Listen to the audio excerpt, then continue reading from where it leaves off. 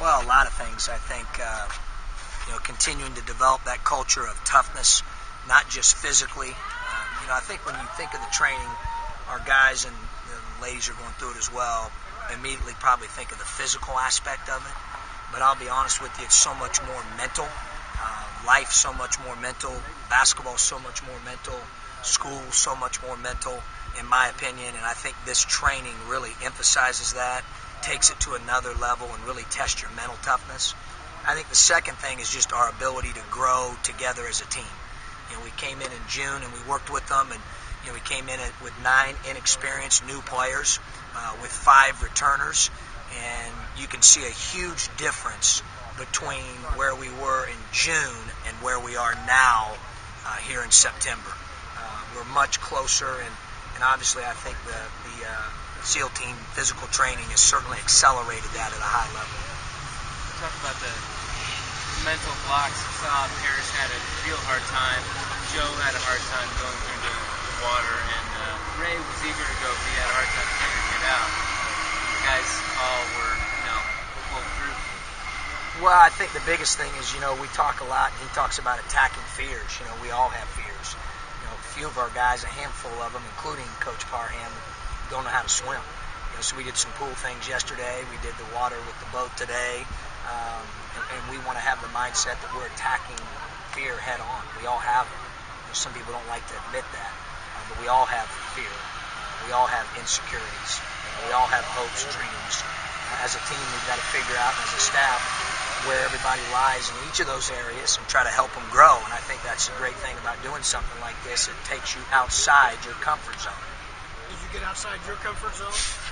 Yes, today he wanted me to watch a little bit more. Today I participated some, but today's the first day of the 7 days we've trained where I haven't gone start to finish. So I'm not a spring chicken anymore, Steve. But I told him I was sore, and he said, "Quit bragging."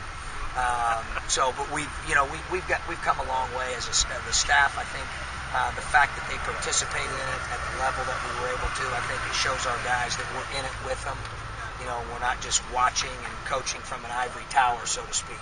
We're more hands-on, and that fits our approach anyway. That's how we do things.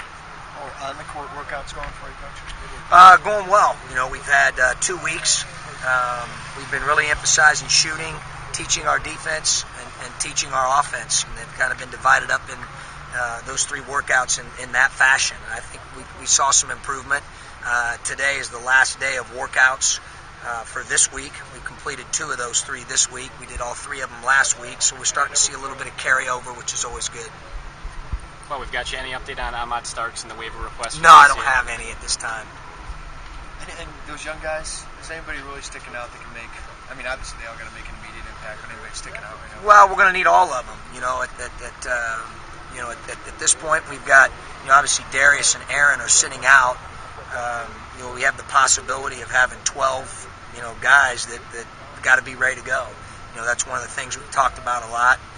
We've played off of our SEAL team training, and we've told our guys, it takes everybody to win. You're only as strong as your weakest link, and everybody's got to be on the same page. And the reality of it is 5 of those 12 are freshmen. You include John as 6, you include Ray as 7 of the 12 that we can put in the game. Ahmad, 8, haven't played at Illinois yet. So, for us, I think the biggest thing is just continuing to develop their mindset, develop our culture, help them understand how we do things, and I think we've come a long way with that. In terms of, singling out those 5 freshmen, all of them at different times have shown flashes of, being special, but we need to do that consistently. I've said all the time, Pat Riley speaks about consistency over greatness, and as a coach, that's what you want. You want to know what you're getting every day. Right now, none of the 5 are quite where we need them to be yet. Malcolm put on some weight in his upper body? He's gotten stronger, Rob. I don't know if it's so much weight. He's gotten stronger. I really like his physical disposition. He's working on his mind and getting tougher mentally and making that transition. We need Malcolm, although 17, we need him to play like a 20-plus-year-old.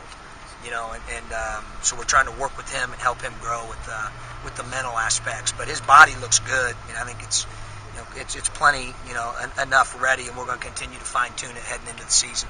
Obviously, you can't talk specifics, but just general recruiting, you guys feel like you have some momentum going right now? I think we got a lot of momentum in a lot of areas, not just recruiting. Recruiting is one aspect of our program and a very important aspect. But, we've got, the player development, the way our guys are growing, having a chance to do this activity, the buzz around our recruiting right now, the buzz after last season. We've got some talented guys. We're trying to fit together to form a team here in year 2. So there's a lot of enthusiasm and excitement around the program in a lot of different areas. All 5 guys that we had graduated, got their degrees, 1 master's, 4 bachelors. So, there's a lot of things that are happening that are really good right now, and, we want to continue to, ride that wave as much as we can. Do you have to capitalize on that? Because is it fleeting at times? Just that well, we sure hope not. We came to build something consistent, consistently excellent. We're not where we need to be yet, but I do think beyond the shadow of a doubt, after 17 months, we're a lot further along than we were 17 months ago in a lot of areas. But we by no means have the corner, the market cornered at this point. We're getting up. I challenge our guys every day to be lifelong learners and find ways to get better every single day and never stand still. And we have the same approach as a staff. So we still got a lot to work on, a lot to get better at. Back to this workout, it seemed like Mike Latulip was way out ahead on a couple of those exercises. Are there any other guys throughout the week that really stood out? Well, I think Mike did a really good. Mike's in great shape physically. He's gotten a lot stronger. His conditioning level is so much better than it was a year ago. I think he's even mentally tougher. Those are really good things. Continuing to get him to check other guys and help other guys. We're trying to help him grow in that area. But there was different drills, so to speak, Rob, or things that we did all week where guys stood out. Malcolm Hill won about every race when we ran over here in the morning. Nana really developed, I thought, as a leader throughout the 4 days. I thought Tracy's leadership really developed. Different guys won different things. I thought overall we were pretty competitive, and that's what we want. You got to have that mindset that, I want our guys thinking, well, you got to try to win everything we do in every area of our program to win anything at all. You can't turn it on and off. With the younger guys, are we there quite yet, in terms of consistency with their motor and their approach mentally? No, but if they were, then they wouldn't need us. Tracy and Nana were the leaders of their platoons. How did they win that leadership role? Well, I mixed them up each day. Today it was Nana and Tracy. One of the days it was the guys that play point guard for us. Another day I tried older guys, veterans. So I put freshmen in there. I was just trying to see who could lead. Leadership is, one of those things I tell the guys all the time. You're not leading if you don't turn over your right or left shoulder and someone's following. And it's really about servant leadership. It's about giving. I think Tracy and Nana really understand that at a high level, and hopefully they'll the old Tony Dungy term, regenerative leadership.